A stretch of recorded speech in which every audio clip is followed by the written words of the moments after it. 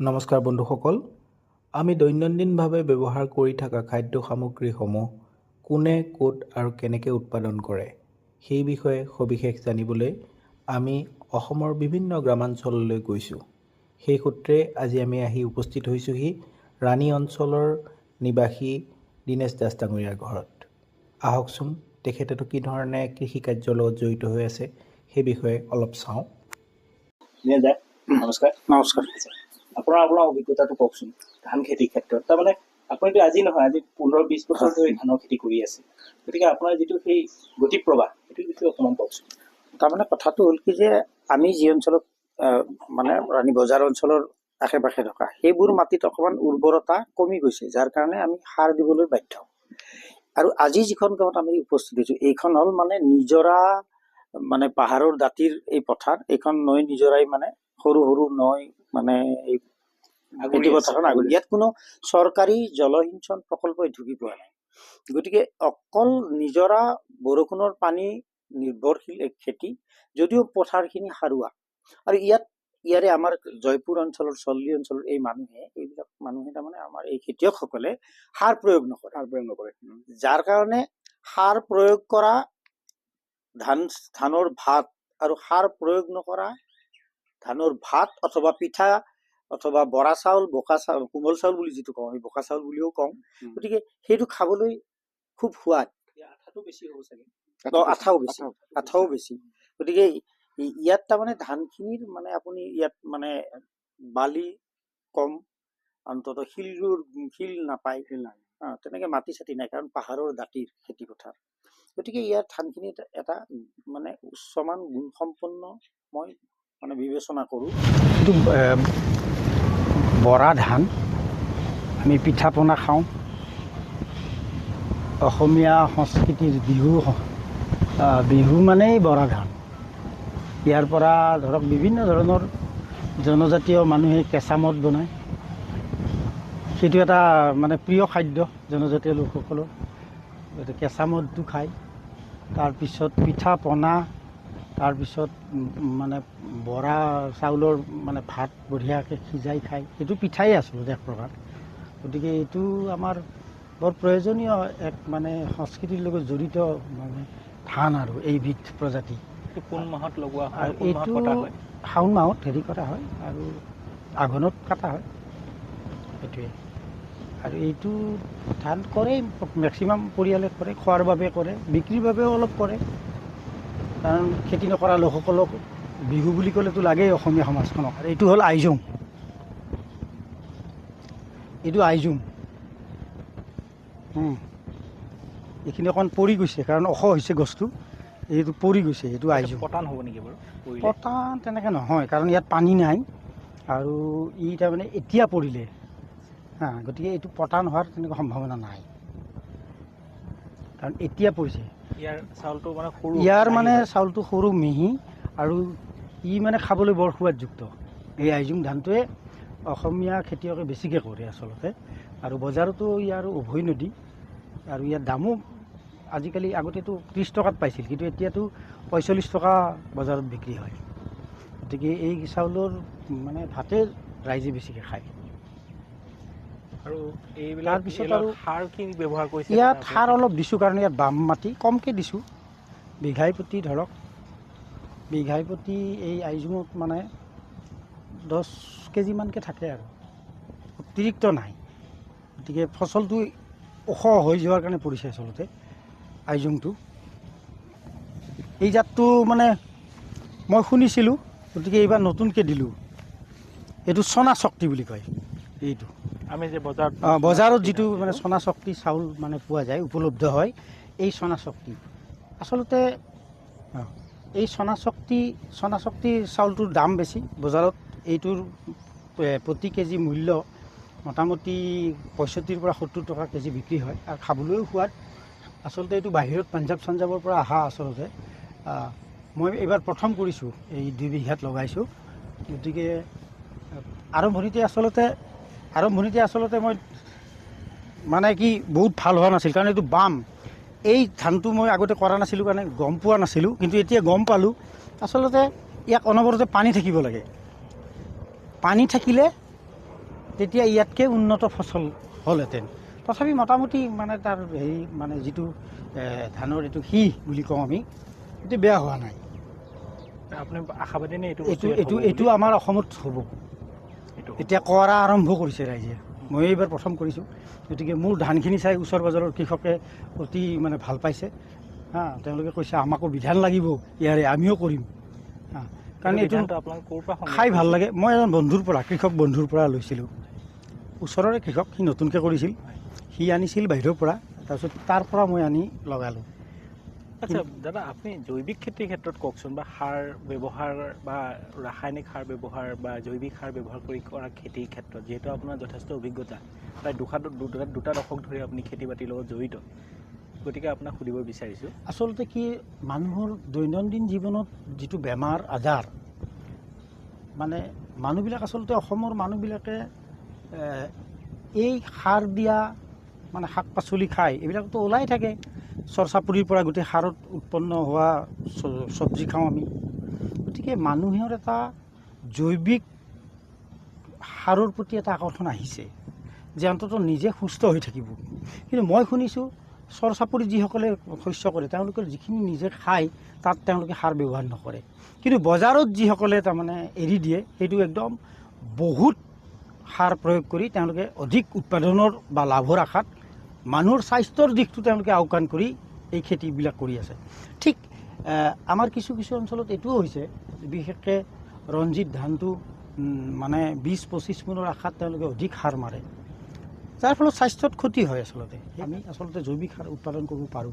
মই আৰম্ভ কৰিছোঁ জৈৱিক সাৰ, কল চলেদি যোৱাবাৰৰ পৰা মই আৰম্ভ কৰিছোঁ। আৰু গোবৰ এইবিলাকেদি মই চব্জিত কোনো সাৰ নিদিওঁ। মই যোৱাবাৰ পানীলাও খেতি কৰিছিলোঁ ভাল।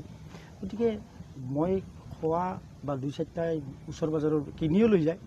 গতিকে মই এতিয়া মোৰ অসুখৰ কাৰণে এইবাৰ ভালকৈ লগাব পৰা নাই, কিন্তু মই চব্জিত কোনো ধৰণৰ সাৰ ব্যৱহাৰ নকৰোঁ। কিন্তু ধানত মানে কি হয়, আপুনি নকৰিলেও তাৰমানে কাষৰ পৰিয়ালটো কৰে, তাৰ পৰা আহি আপোনাৰ ঘৰত আহি মানে খেতি পথাৰত তুলনামূলকভাৱে বাকীবিলাক অঞ্চলত য'ত সাৰ বেছি প্ৰয়োগ হয়, সেইবিলাকত কি এই অঞ্চলত কিন্তু ৰাণী অঞ্চলত যথেষ্ট অত্যন্ত কম। সেইকাৰণে হয়তো সুস্বাদু হ'ব, সুস্বাদু হ'ব, আৰু তাৰ মানদণ্ডটো ঠিকে থাকিব, বা স্বাস্থ্যত মানে কি ক্ষতি কমকৈ কৰিব। আৰু সেইকাৰণে আচলতে স্বাস্থ্যৰ দিশটো আজিকালি প্ৰধান এটা বিষয় হিচাপে আমি গুৰুত্ব দিব লাগিব।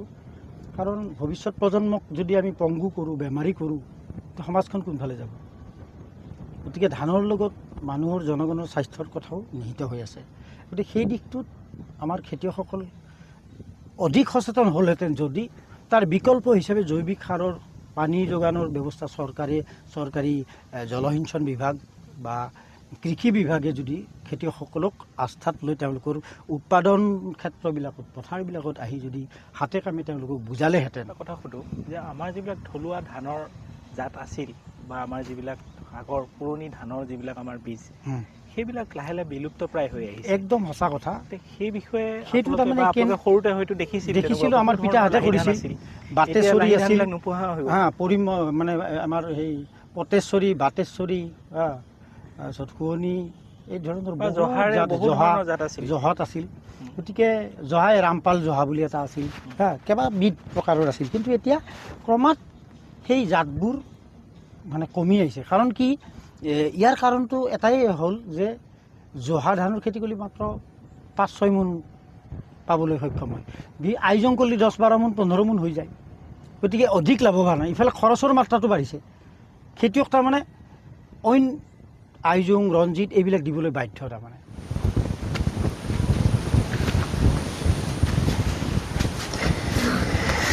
আচ্ছা, এতিয়া আমি আহিছোঁ দাদাৰ গাহৰি ফাৰ্মখনলৈ। তেখেতে খুব কষ্টৰে এখন সুন্দৰ গাহৰি ফাৰ্ম ইয়াত কৰি তুলিছে। এইটো কি গাহৰি বুলি ক'লে? এইটো হেম্পশ্বেয়াৰ আৰু ইয়ৰ্কশ্বায়াৰ ক্ৰছ। আচ্ছা, এইটো ক্ৰছ বুলি কয়, ক্ৰছ জাত, F1 বুলিও কয়। গতিকে এইটো মই বাহিৰৰ পৰা পোৱালি কিনি আনিছোঁ অলপতে, 20 দিনমান হ'ল। ইহঁতৰ বয়স এতিয়া 2 মাহ। এইটো সৰ্বোচ্চ ওজন কিমান বাঢ়ে? এতিয়া 6 মাহ 7 মাহত মানে 100 কেজি হ'ব। 100 কেজি। তাৰপিছত এইটো কি বুলি ক'লে? এইটো ঘুংগুৰু। এইটো আচলতে অৰিজিন, এইটো আমাৰ অসমত লোকেল বুলি জানে। হয়। কিন্তু ইৰ জন্মস্থান নেপাল, আচ্ছা, ই নেপালৰ ঘুংগুৰু হা, গতিকে ই অলপতে পোৱালি জগিছে, দিছে ন? পোৱালি দিছে, 7টা দিছে। তাৰপিছত এই দুটা হ'ল, এইটো মানে আপুনি মিক্স কালচাৰ কৰিছে ন, বেলেগ বেলেগ ভেৰাইটিৰ আছে ইয়াত আৰু খুব চফাকৈ ৰাখিছে। এইটো আচলতে এইটো হ'ল হেৰি, এইটো আচলতে ৰাণী ব্ৰিড বুলি, ৰাণী গাহৰি ফাৰ্মৰ এইটো হেৰি, এইটো ইয়াৰ বয়স 4 মাহ এতিয়া। চৰকাৰীভাৱে ডেভেলপ কৰা চৰকাৰী, এইটো হ'ল এইটো হেমচিয়াৰ ক্ৰছ বুলি কয়। আচ্ছা, এইটো আপুনি মিক্সকৈ কৰিছে যে তাৰ কাৰণটো কি বাৰু? বেলেগ বেলেগ কাৰণটো কি, ধৰণৰ বেলেগ ৰাখিছে বেলেগ আৰু মই প্ৰমাণ হিচাপেও কৰিছোঁ। এইটো হ'ল ক্ৰছ হেমচিয়াৰ ইয়ৰ্কশ্বায়াৰৰ, এইটো মাক এইবাৰ প্ৰথম জগিছে। পোৱালি আচলতে 9টা দিছিল, কিন্তু এটা ঢুকাল।